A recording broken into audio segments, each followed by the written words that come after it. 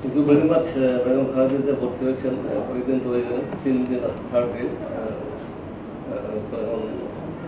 Third day না 4th day, তারপর কত তারিখ ভর্তি হলো পরে লাগে বেগম খালেদা জিয়া ভর্তি আছেন আমাদের 621 টাকা টেবিলে।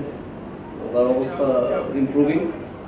আপনারা এখানে যে অবস্থাগুলো রিসিভ করেছেন তখন যাচ্ছে তার চেয়ে আরও বেটার অবস্থা আপনি আছেন।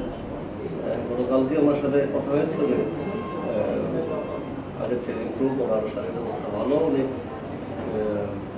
বলেছেন যে উনি ভালো ঘুম হয়েছে এবং ওনার খাওয়ার রুচিটা ইমপ্রুভ করেছে।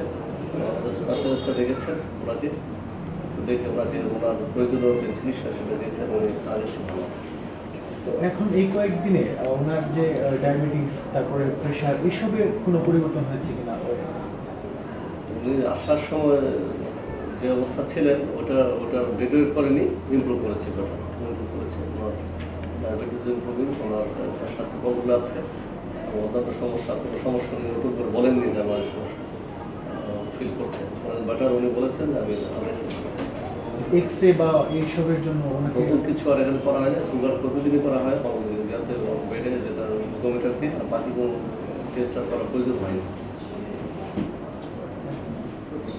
Thank you.